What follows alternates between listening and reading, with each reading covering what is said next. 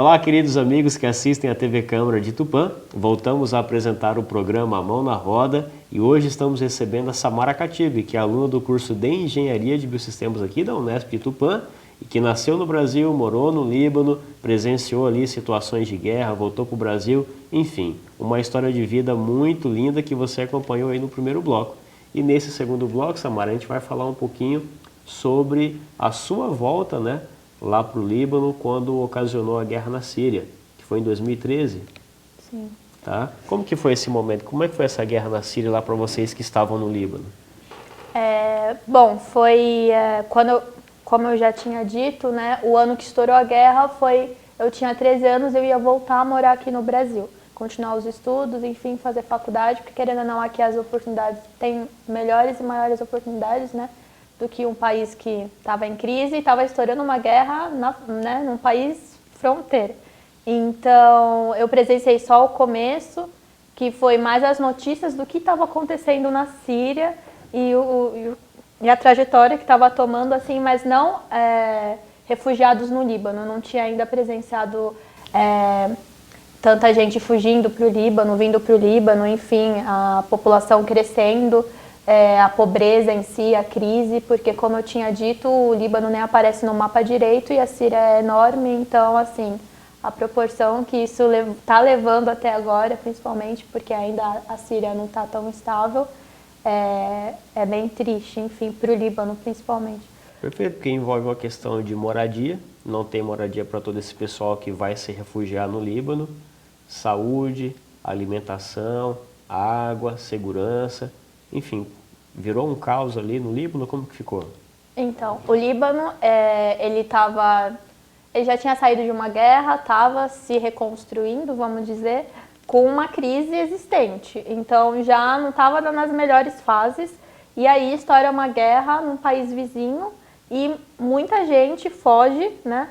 E além da instabilidade que tem na Palestina, na outra fronteira, e tem muito palestino no Líbano. Então, e com uma possível, talvez, novamente uma guerra Israel e Líbano, então estava instável, além da xiita e sunita, né, que xiita estava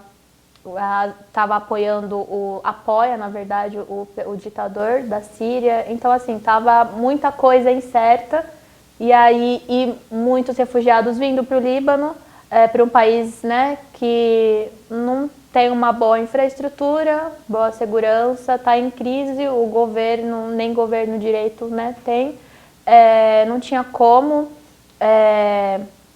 não tem, igual você falou, não tinha moradia para tanta pessoa, aí começou a aumentar a pobreza, o desemprego, eles aceitando trabalhar por menos, e aí... Tirando o emprego dos libaneses. A revolta dos libaneses, muitas lojas $1, que ficou famoso até agora, que os sírios abriram.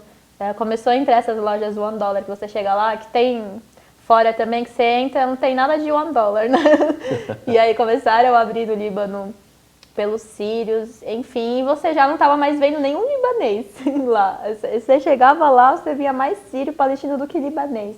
Porque, como eu disse, é um país pequeno, né? Então, a proporção que tomou, inclusive agora que eu fui para o Líbano, realmente, né? Principalmente com o apoio da ONU, que acabou construindo lá vários campos, né, para eles, refugiados. São os campos aí de refugiados, mas são o quê? São tendas, é isso? Tendas brancas, assim, que tem muitas regiões, assim, você vê em qualquer lugar, você está andando de carro, você vê várias tendas, assim, brancas, aleatórias.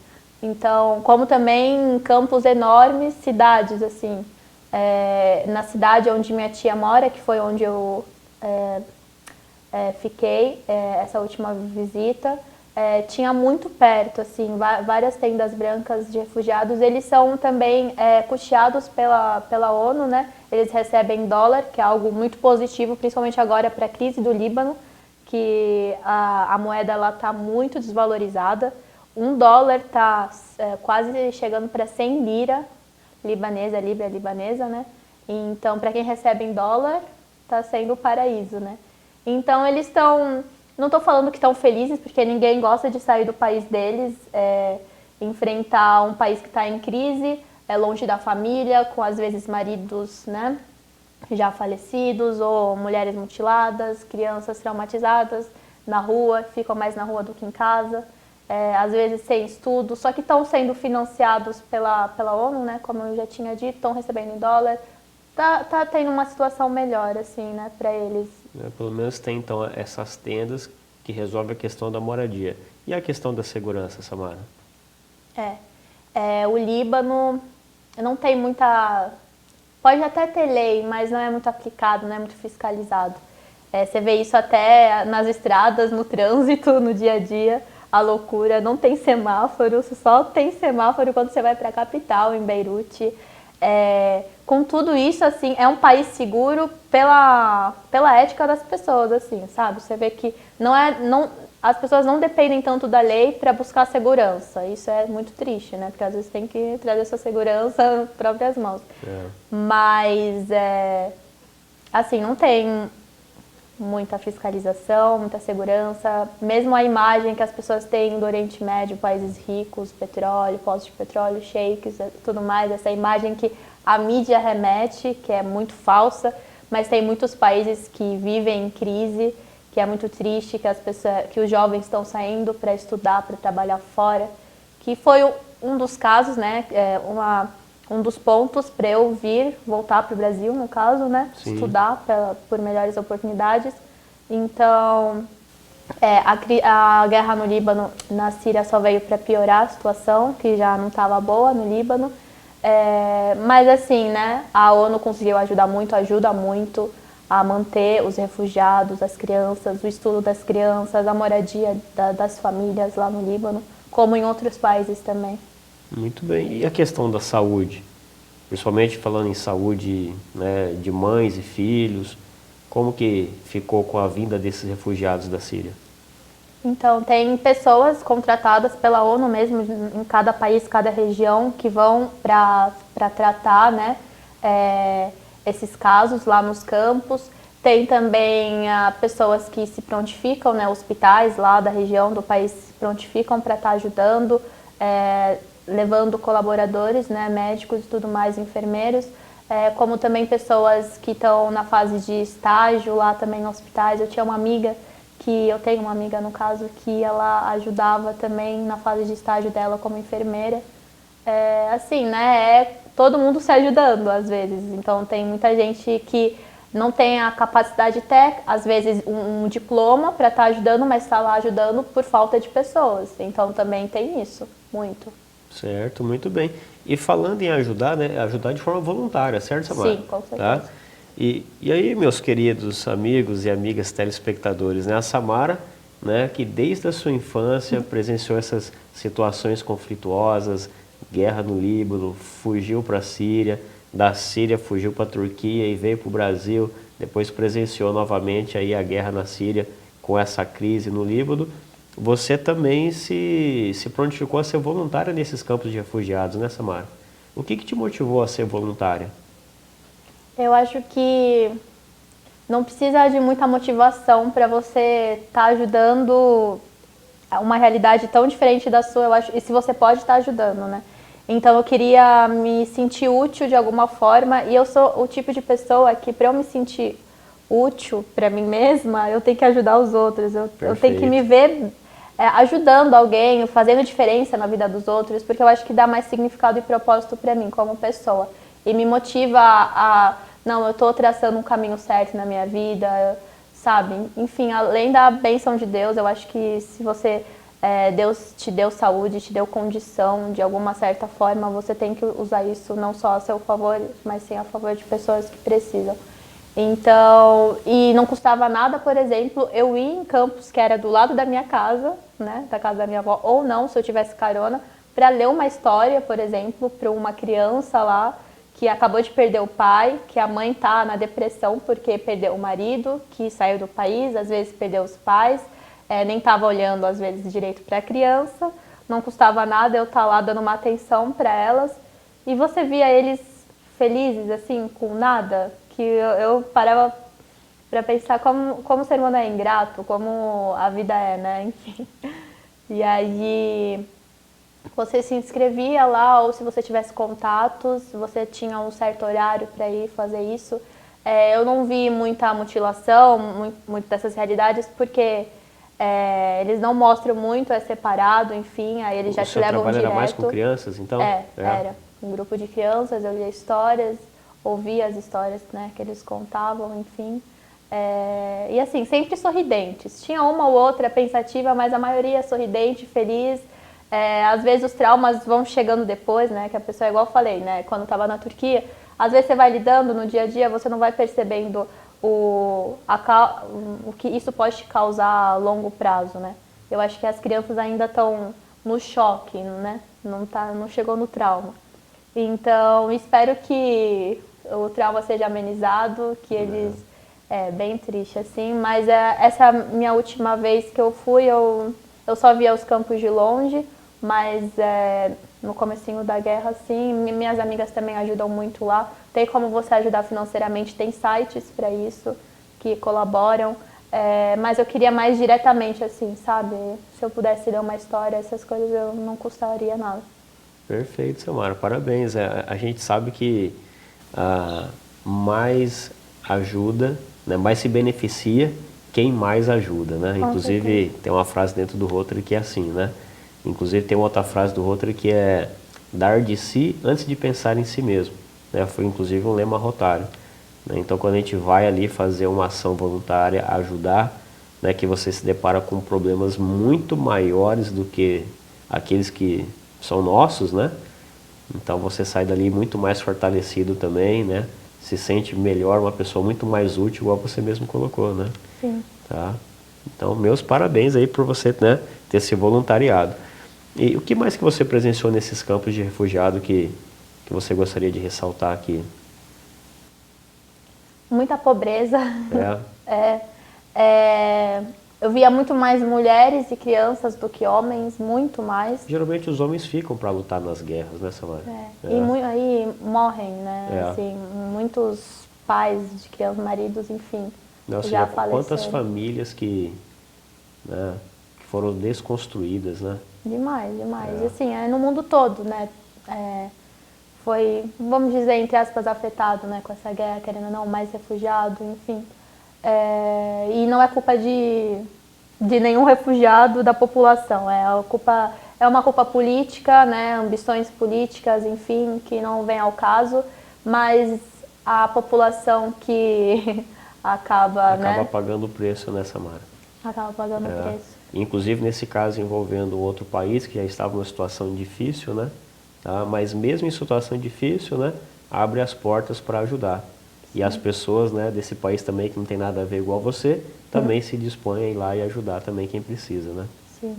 Abrindo as portas ou não tinha mais o que fazer, já tinha saído do controle, porque era um país, né? É um país instável, pequeno, não tinha controle quem entra e sai do país direito, né? Porque eles iam pelas montanhas, enfim, tinha como, né? Todo um esquema para fugir. E aí você via, já estava lá no país, já tinha construído lá um lugarzinho, já tá trabalhando com um menor salário. Aí isso foi perdendo o controle e tá no que tá, né? Pois é, que situação. Samara, e qual que é a lição que você tira dessa experiência, daquilo que você presenciou em tudo isso? Você ser grato, parece ser clichê, mas a gratidão eu acho que você tem que ser um estilo de vida, né? Eu saía de lá, ou quando eu assistia alguma coisa na TV, eu presenciava alguma coisa, valorizando até o céu azul, né? Não tá com fumaça, incrível que pareça. E como às vezes o que você acha que você tirar um tempo do seu dia, que geralmente você fica no Instagram, no celular, sem fazer nada produtivo, esses 5, 10 minutos você pode sim fazer a diferença na vida de outra pessoa. E uma criança, então, principalmente que é a fase que você consegue amenizar os traumas para depois, então o que você puder ajudar, ouvir e dar importância, dar um tempo de qualidade para elas, isso é essencial. E também a fé, né? A fé daquelas pessoas sempre falando de Deus, citando Deus em nas vitórias e nos fracassos principalmente. Então, eu acho que a minha fé aumentou muito e a cada dia mais, né, aumenta quando eu vejo essas situações, eu ser mais grata, valorizar tudo que eu tenho, reclamar menos, porque a gente reclama muito. Eu sou uma pessoa que reclama muito, mas eu reclamava mais, né? A gente tem que ver o progresso. Então, e é isso mesmo, sabe? Ser mais sorridente. Eu acho que um sorriso já faz a diferença, assim, no seu dia a dia. Então, eu acho que aumentou minha fé, minha gratidão e julgar menos. Porque eu vejo muito assim, você não conhece a pessoa, você não sabe a história da pessoa, como muitas pessoas não sabiam da minha história. Então, é bacana você conhecer, dar um tempo, igual eu já tinha dito, para conhecer a história do outro e não ficar julgando por terceiros ou pelo que você acha, acredita ou vê na fisionomia da pessoa, enfim. Perfeito, Samara, muito bem. E, Samara, você conseguia ser forte o tempo todo assim ali com aquelas crianças nesses campos de refugiado? Não tinha como. Nossa, porque é muito difícil, não é? Eu saía direto para chorar, lacrimejava, às vezes, nossa, um vento, meu Deus, para criança, assim, lacrimejava assim. Mas elas, assim, tipo, não reparam tanto, nossa, ela tá chorando por causa de mim, alguma coisa. Então eles acreditavam na maioria das desculpinhas que eu dava. Eu chorava, às vezes eu ficava desmotivada de ir porque eu já sabia que eu ia sair, assim, me sentindo útil, melhorando às vezes o dia dessa pessoa, mas por dentro tem um lado assim que não tem como, até agora eu não supero e nunca vou. E eu acho que... E tem uma sensação de indignação também, né? Poxa vida, o preço que essas crianças estão pagando ali, né? Algumas sem mãe, sem pai, órfãos, né? E traumatizadas da guerra.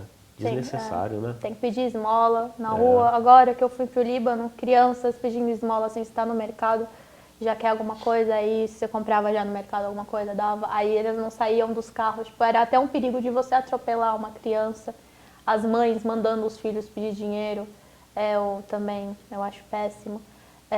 Trabalho infantil, né, que tem também, aceitar qualquer coisa pelo mínimo. Então você vê de tudo, assim, e é uma realidade que parece que as pessoas de lá, do Líbano até, se acostumaram, porque tá no dia a dia deles. Mas quando eu, por exemplo, que moro aqui, vou lá, eu fico indignada. E assim, eu fico, tia, como você tá agindo normal? Olha essa criança. Eu falo, não tem o que fazer, todo dia, toda hora. O que você quer que eu faça? Eu compro um chocolatinho pra ela, mas o que eu vou fazer? Não tem o que fazer. Então, e você vê que tudo isso por ambição política, por preconceito, por islamofobia, xenofobia, enfim, muita coisa que também me deixa indignada, né? Sim. Que eu acho que você tem que estudar, as pessoas têm que parar um pouquinho de ser ignorantes, assim, de procurar mais o conhecimento e entender, procurar pessoas que realmente são da religião, que teve uma certa experiência, porque vai mudar a sua realidade, o seu pensamento, vai te dar um norte melhor na hora de falar, de pensar, de julgar. Então, enfim, Excelente, Samara. Bom, meus queridos amigos aí, olha, vocês não sabem, mas essa entrevista aqui, né, Samara, já tenho tentado fazer com você há muito tempo, né? Tá? A Samara é minha aluna na Unesp, a gente já conversou bastante sobre essa trajetória de vida, né? E olha, eu fico muito feliz, né, que você tenha vindo aqui hoje no programa Mão na Roda para a gente compartilhar essa sua história, né? É uma história muito linda, né? E sem contar, olha só, apesar de tudo isso que a Samara viveu, né, ainda trabalhou como voluntária no campo de refugiado com as crianças, né, foi representar o Brasil 2 vezes em congressos no Catar e na Turquia, tá? Samara também fala 4 idiomas, né? Português, inglês, espanhol e árabe também. Olha só que moça muito empenhada e muito dedicada. Então, Samara, parabéns, tá? Mais uma vez, meus parabéns. E deixa uma mensagem final para quem nos assiste, tá? Primeiro que eu queria agradecer pela oportunidade, por conseguir compartilhar 1% da minha história, mesmo falando muito. E igual eu já tinha falado, né, a gente tem que ser grato mais com os fracassos do que com as vitórias. Porque às vezes a pessoa vai pensar, nossa, a Samara presenciou tudo isso, meu Deus, foi morar longe da família, da mãe, dos irmãos. Fiquei 7 anos morando longe. Quando eu voltei para o Brasil também já nem estava mais reconhecendo a personalidade da minha família, né? Tem isso. mas eu tento sempre, quando eu me sinto desmotivada ou penso nessa questão, poxa, eu perdi muito tempo longe da minha família, enfim, penso o quanto que isso foi positivo para mim na questão de agora eu sei melhor a minha religião, eu consigo rezar que é em árabe, ler o Alcorão que é em árabe, falar árabe. Se eu não tivesse morado no Líbano e lidado com tudo isso, eu não saberia mais 2 idiomas, porque o inglês também eu aprendi lá, não teria participado desses congressos. Então, resumidamente, seja grato e tenta ver o lado bom de tudo, mesmo que seja difícil. E é isso, muito obrigada. Excelente, Samara. Parabéns mais uma vez, tá? E que Deus continue te abençoando muito, assim, sendo muito empenhada, muito dedicada, né? E sempre com esse amor ao próximo também fazendo bem. Igualmente, tá bom? professor, muito obrigada. Bom, meus queridos, e vocês que nos acompanharam até esse momento, né? Muito obrigado pela sua audiência, pela sua paciência também. E hoje eu deixo para vocês, né, e para todos nós, Mateus capítulo 5, versículo 9, que diz assim: Felizes são as pessoas que trabalham pela paz, pois Deus as tratará como sendo seus filhos. É isso que a gente conversou bastante aqui hoje, né? Com certeza. Então, que Deus abençoe a sua semana, abençoe a sua família também. E a gente se encontra na nossa próxima entrevista. Tchau, tchau.